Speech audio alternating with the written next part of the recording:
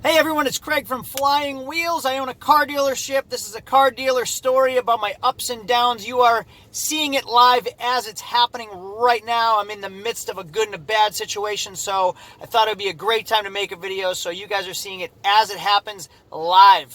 Today is a up and down story about owning a car dealership. Obviously, there are real high highs and real low lows, and that's what I'm always telling you about. Today is exactly that. Real high high, real low low. I'm going to give you two examples of why. So this afternoon I sold a Chevy Camaro and I made like $3,600 on it, which is awesome. Super high, feeling great. The person came, didn't have to finance it. They paid in full right off the bat, took the car, happy as pie, and they left in a great mood. All is good. So on that note, super high, had a great day, made a ton of money, paid some bills.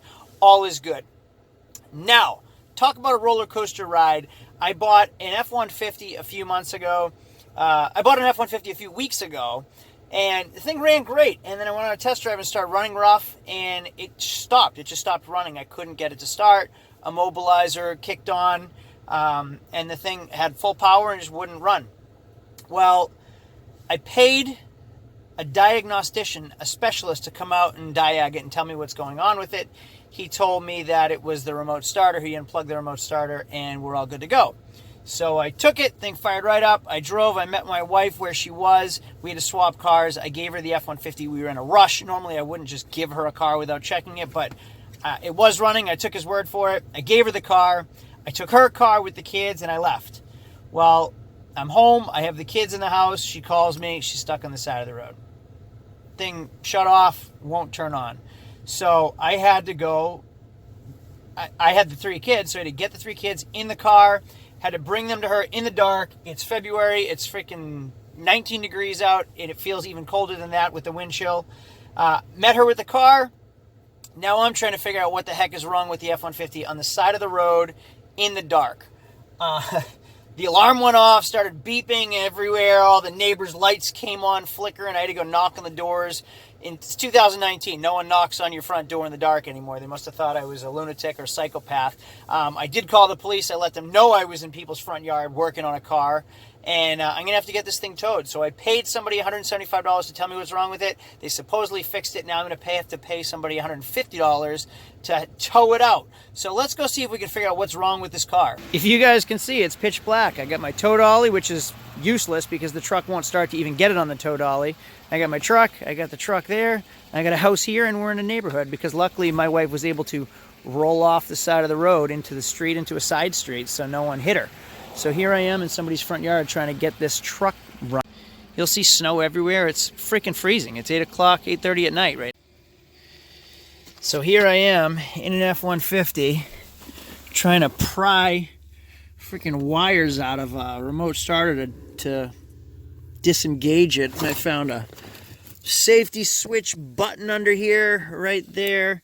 All kinds of stuff that I'm trying to figure out in the freezing cold. My hands are like icicles. So I've unplugged everything. Hopefully it works. Let's find out. Keys are in it. Nothing. That's awesome. It sucks that it's freezing cold out. It sucks that this thing's not running. It sucks that I spent $175 for somebody to make it run. It sucks that I'm in somebody's front yard. Sucks that my kids are getting all tucked in reading a book right now and I'm out in the cold by myself trying to make a car start. I guess it's off to get towed. So, a couple of you guys have expressed interest in owning a car dealership, flipping cars. Obviously, there's tons of money to be made. I proved that today. But obviously, there's a ton of headaches, which I'm proving to you right now. Look at, you can see my breath. It's that freaking cold out.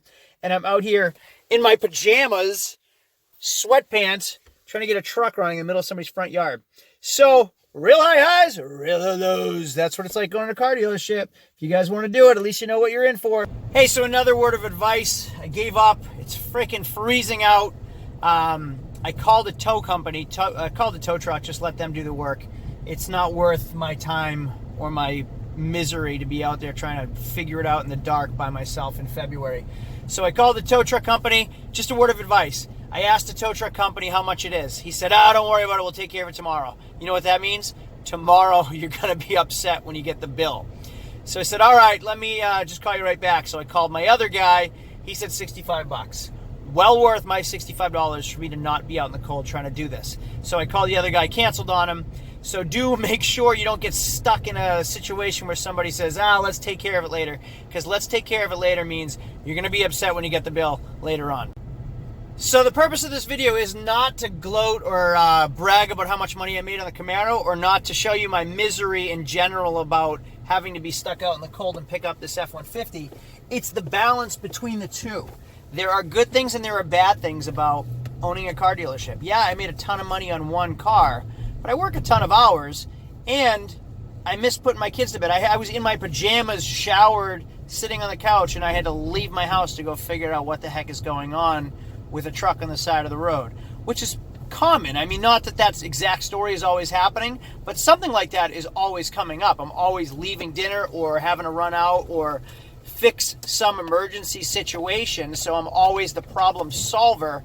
So that's why I get paid what I get paid. And I'm not making $3,600 every single day, but you get it.